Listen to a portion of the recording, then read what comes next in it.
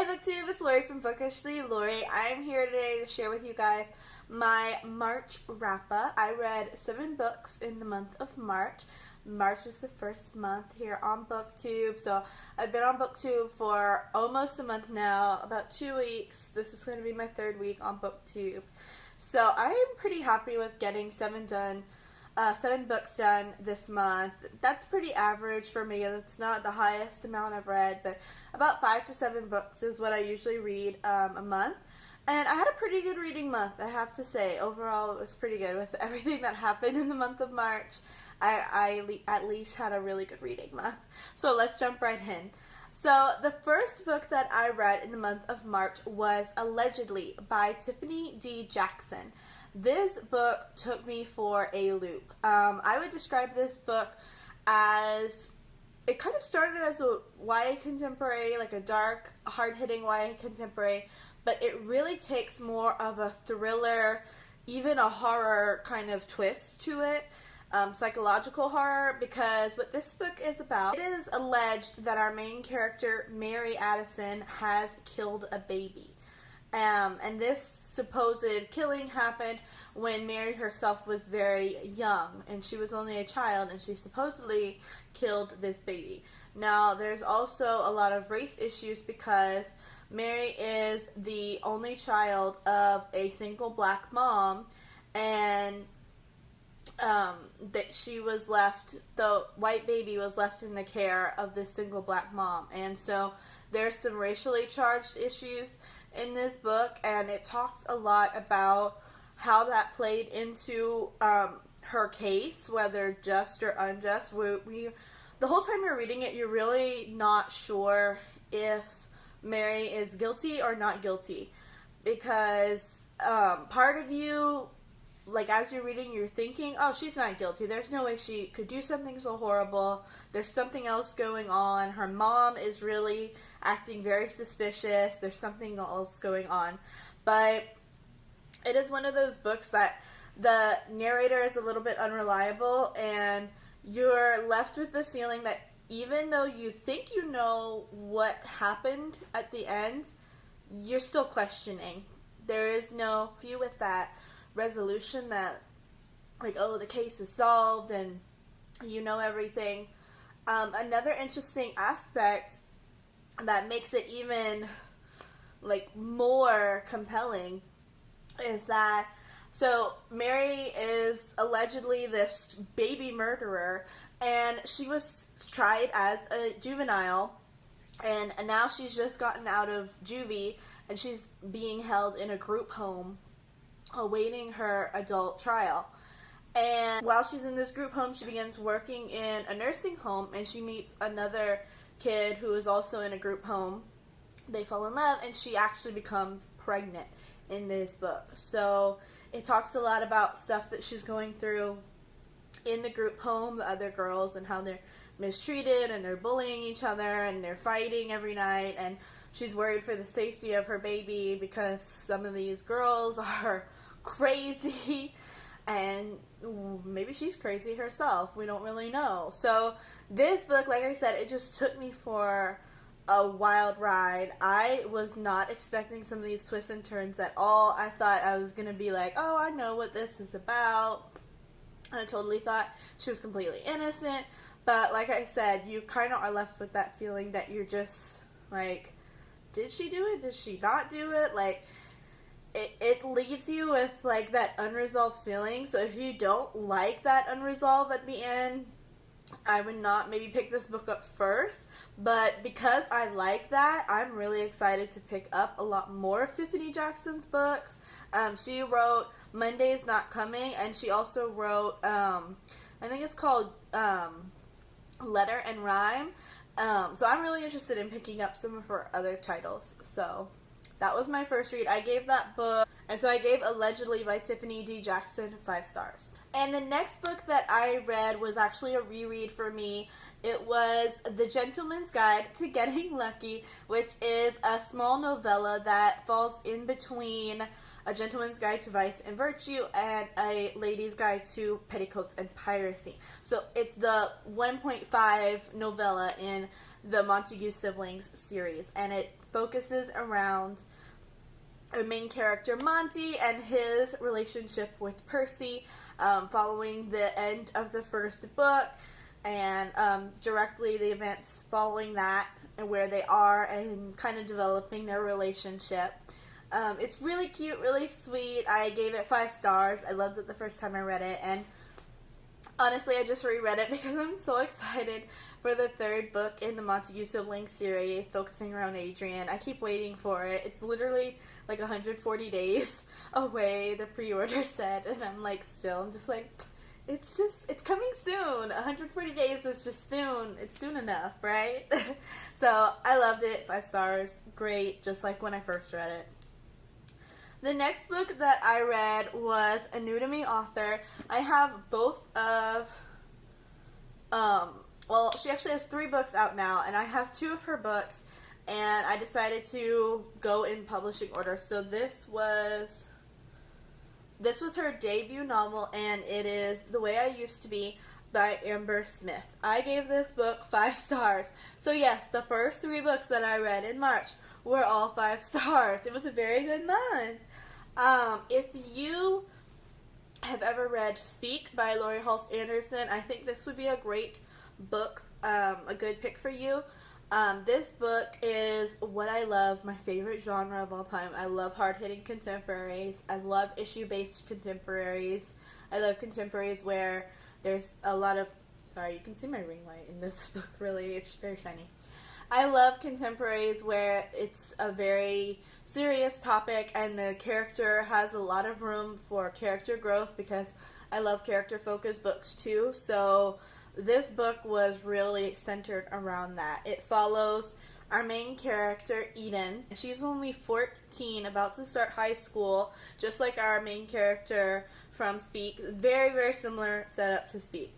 But what happens in this book with Eden is that before she starts high school, she is actually raped by her brother's best friend. So this is a guy that she's grown up alongside. He has always been her brother's best friend, and he was really someone that she looked up to, thought cared about her. So this was a complete betrayal of her trust, and obviously she felt very violated and very hurt and traumatized by this.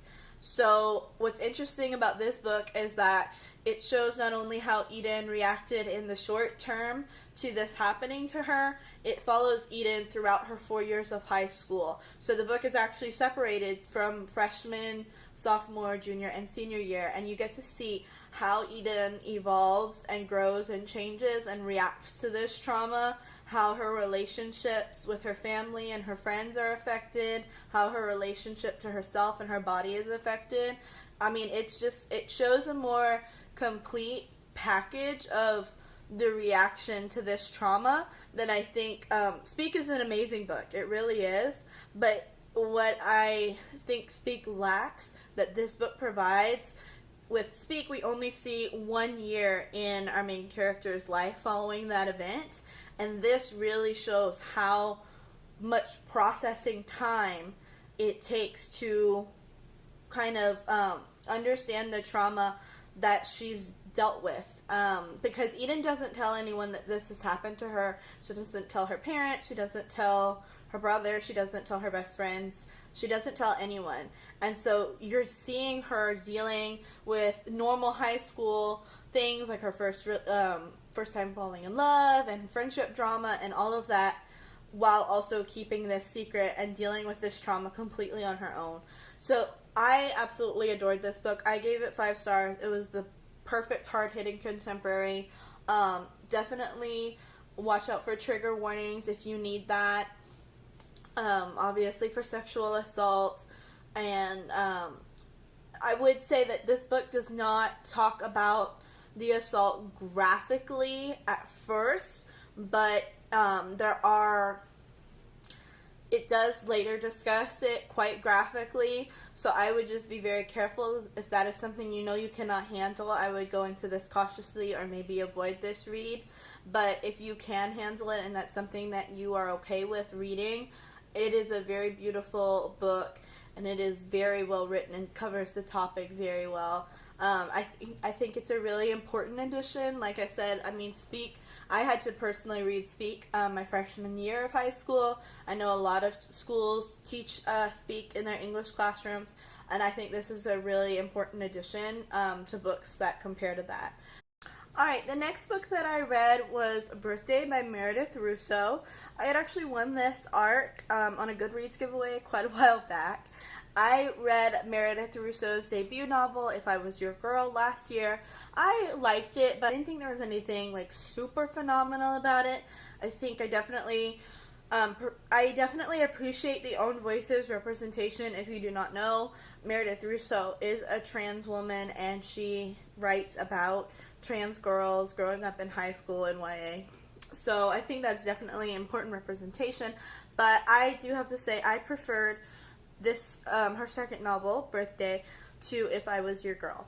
So Birthday follows two characters. We have Morgan and Eric, and they were born together during a snowstorm. So their parents were trapped together in the hospital for a few days while they were born, and they bonded and their families became really close. And so Morgan and Eric pretty much grew up together. And this book follows the same kind of idea that The Way I Used to Be follows, which is one of my favorite things in books, where we follow the same characters over a series of years. But I like this even more because it only follows them on their birthday each year. So we get to see them, how they have changed from, I think it starts at their 14th birthday all the way to their 18th birthday. Maybe even their 13th birthday. But yeah, it shows how they change over time, as we see that Morgan starts to realize that he, at the time, is feeling more and more like he is actually a girl, and we see the slow transition into Morgan realizing that she is transgender, and kind of going through with that social transition and then the physical transition, and what that means for her friendship and blossoming feelings for her friend Eric, her lifelong friend. And this book definitely was a lot more emotional than If I Was Your Girl, in my opinion, and I think that's what I liked about it. I think definitely it had a really great story structure. There was a definite build up and a climax where the story got really intense. The emotions were really heavy.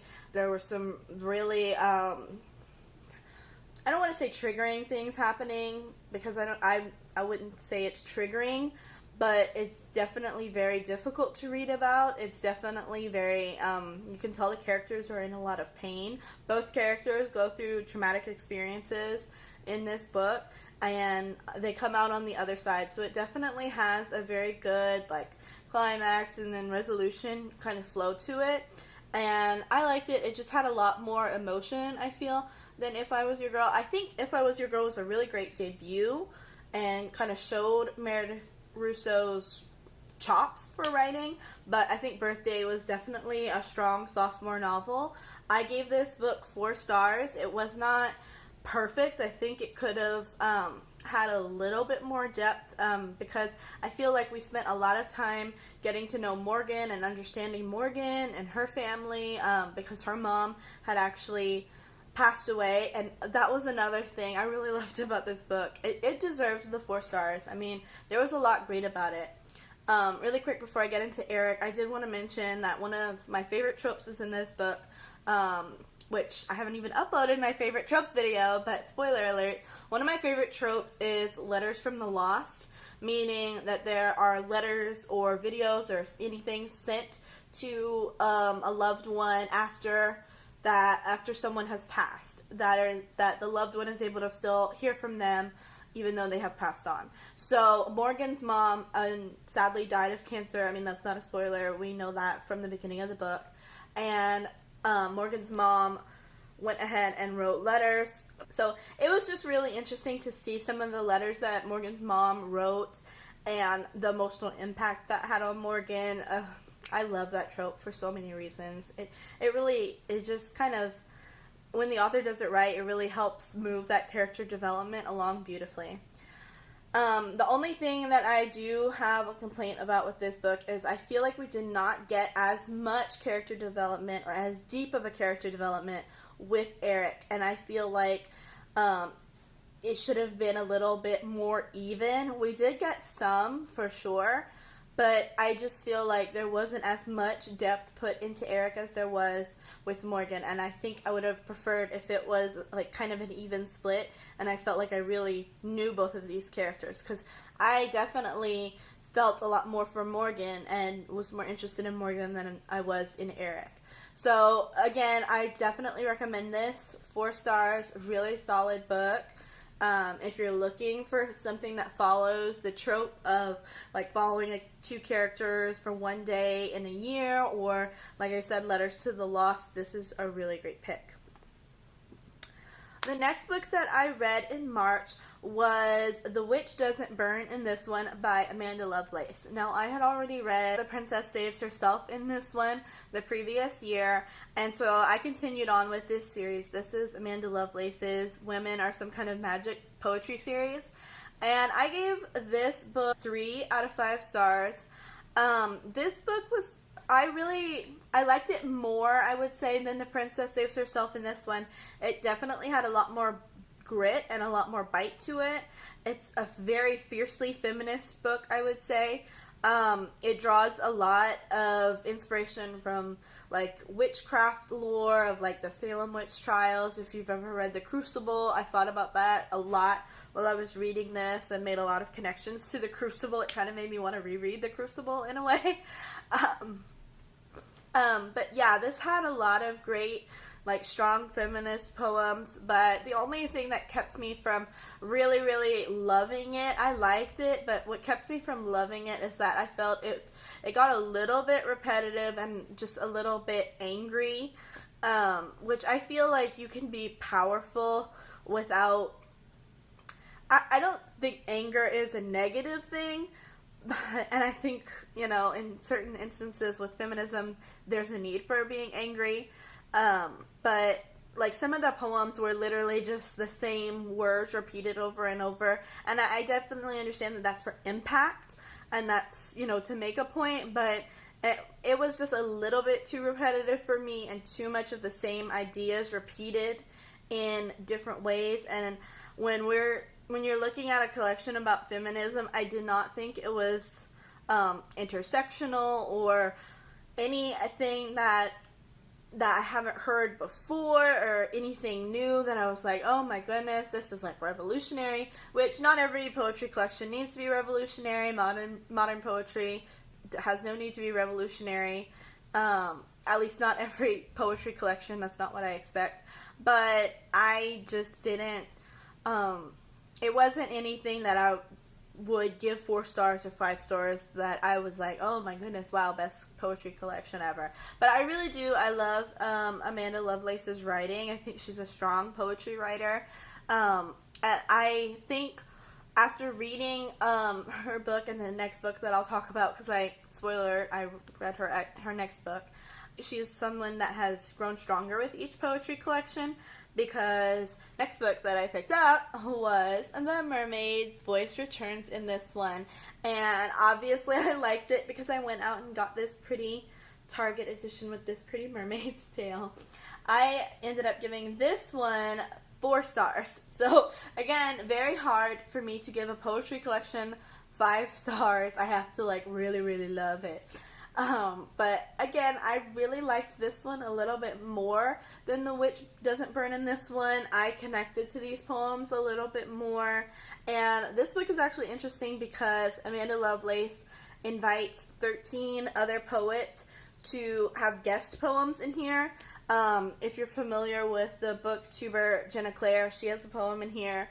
And then there's another YouTuber that created a poetry collection, Orion Carlotto, has a poem in here, and Orion Carlotto has one of my favorite poetry collections, Flux, and so I was excited to see her in this collection. So I liked the guest poems a lot, and I also just thought this collection was stronger overall than The Witch Doesn't Burn in this one. And the last book, the 7th book that I read in March, was Harley Quinn Breaking Glass. And this is written by Mariko Tamaki and illustrated, the art is by Steve Pugh. So I love this book, another 5-star. I am just so shocked. I literally had only, I only had one 3-star book and the rest were 4 and 5 stars. This was a really great reading month. I mean, wow. Great. Love that for me. So anyway, guys, this was the writer behind this graphic novel is actually the same writer who wrote Laura Dean Keeps Breaking Up With Me. If you've read that book, I loved that one as well. Great art style. Oh my gosh, her use of color and technique in that book, chef's kiss. Love that. If you have a pink aesthetic, love it. But anyway, I really loved this book. I love Harley Quinn. She's one of my favorite characters, and the art style in this is gorgeous. I'm trying to find you guys like a good page that kind of shows you the art style without spoiling. Here's the Joker. Ooh.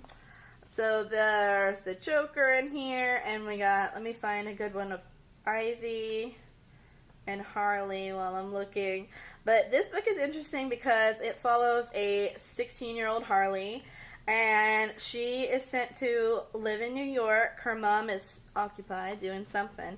And so she sends Harley to live with her grandma, but Harley quickly finds out grandma's not around anymore. So she ends up living with a team of drag queens. And, oh, here's a good one. Here's a good one of Ivy and Harley. So, yeah, so anyway, Harley has gotten to New York and is gotten to New York. Harley's gotten to Gotham. We all know Gotham is New York. Come on now.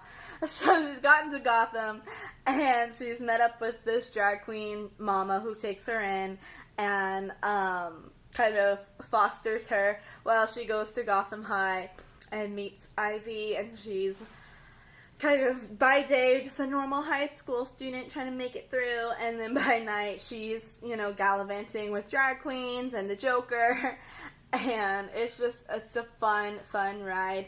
I love this different verse. I don't know what part of the DCU this is, or if it's just a thing of its own, but it's awesome. It's so funny. It's so witty, classic Harley humor and wit and funny times. And just shenanigans that she gets into. And I really like Poison Ivy in this. Ivy is really cool in this. She's actually, like, literally an activist and, like, has a community garden that she's trying to save. And she's definitely kind of showing Harley how she needs to be more aware of different things going on, that the Kane Corporation is taking over their town and trying to gentrify their neighborhood and buy everything out, and, you know, kind of getting Harley more aware into some of the social issues that she's not oblivious to, but Harley definitely has a very interesting view of the world that's explained in this graphic novel. So if you're looking for a graphic novel pick that is something that's not saga and you happen to like Harley Quinn, this is a must-read for you. 5 stars, loved it. Amazing art style, great use of color, great use of lines. I love the way Harley is drawn in this, the way that she's pictured. I love it. Look at Ivy, we love her. So, yeah, I think this was a really great reading month. It's super successful. I am really excited for April. I have a lot of fun plans. I'm currently reading 2 books right now that I'm really interested in. I'm actively reading them. I'm reading Permanent Record by Mary H.K. Choi. I'm loving that. And I'm reading The Fever King by Victoria Lee. And I'm really liking that as well. I'm about halfway through Permanent Record. And I love it so much. So I anticipate that might be a next 4 or 5 star. So we'll see how it goes. And I have a lot of fun plans coming up for April. I wanted to say thank you guys so much for keeping up with my channel. pretty much officially my first month on BookTube. Thank you so much if you subscribed or commented, followed me on Twitter. All of that means so much to me. At the end of the day, I really just want, I created this channel to make friends and to talk to you guys about books, so thank you so much if you've engaged with me by comment or by tweet or anything like that. I really appreciate it. So if you liked this video, you saw something that was interesting that you want to add to your TBR, let me know down below. Make sure you subscribe so that you can see my videos that are upcoming in April, because it's my birthday month and I have a lot of fun things coming up. So, alright guys, that's all for today. I hope that you enjoyed, and remember, enjoy the journey. Bye guys! Ever since the day that you went away